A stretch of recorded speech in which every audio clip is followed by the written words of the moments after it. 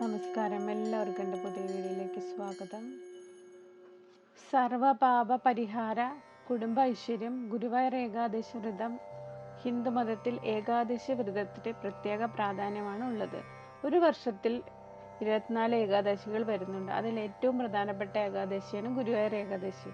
വൃശ്ചിക മാസത്തിലെ ശുക്ലപക്ഷത്തിലെ ഏകാദശിയാണ് ഇത്. ശബരിമല മണ്ഡലകാലത്ത് വരുന്ന വൃശ്ചിക ഏകാദശിക്ക് ഗുരുവായൂർ ക്ഷേത്രത്തിൽ പ്രത്യേക പ്രാധാന്യമാണ് ഉള്ളത്. പൂർണ്ണ ഭക്തിയോടെ ഗുരുവായൂർ ഏകാദശി വ്രതം അനുഷ്ഠിച്ചാൽ 7 ജന്മങ്ങളിലെ പാപങ്ങൾ ഇല്ലാതാകുമെന്നാണ് പറയുന്നത്. ഏകാദശി വ്രതാനുഷ്ഠാനത്തിലൂടെ രോഗദുരിതശാന്തി, കുടുംബത്തിന്റെ ഐശ്വര്യം, സമ്പൽ സമൃദ്ധി, മനഃശാന്തി എന്നിവയും ലഭിക്കുന്നു. ഭഗവാൻ മഹാവിഷ്ണു ദേവീ ദേവന്മാരോടൊപ്പം ഗുരുവായൂർ ക്ഷേത്രത്തിലേക്ക് എഴുന്നള്ളുന്ന ദിവസമാണ് ഗുരുവായൂർ ഏകാദശി. ഗുരുവായൂർ ഏകാദശിക്ക് ക്ഷേത്ര ദർശനം നടത്തുന്നത് വളരെ പുണ്യമാണ്.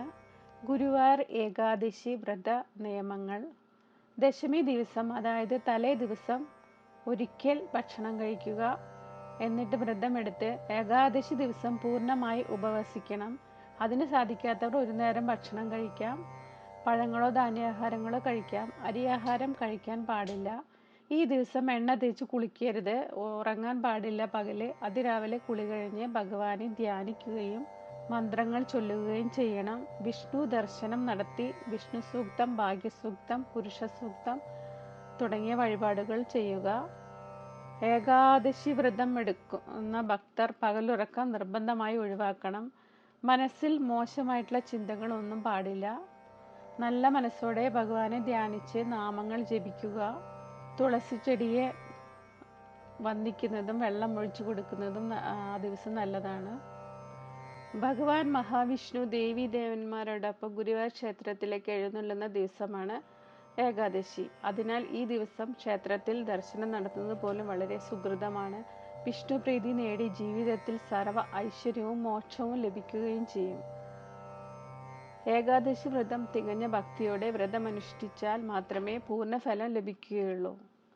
ഏകാദശി ദിവസം മഹാവിഷ്ണുവിനെ പ്രീതിപ്പെടുത്താനായി ജപിക്കാവുന്ന അതിവിശിഷ്ടമായ 7 മന്ത്രങ്ങളാണ്. ഈ മന്ത്രങ്ങൾ 108 തവണ രാവിലെയും വൈകിട്ടും ചൊല്ലണം. ആഗ്രഹ സാഫല്യത്തിനും മുതൽക്കൂട്ടാകുന്ന മന്ത്രങ്ങളാണ്. ഏകാദശി നാളിൽ മുഴുവൻ സമയവും കഴിയുന്നത്ര തവണ മന്ത്രങ്ങൾ ചൊല്ലാം.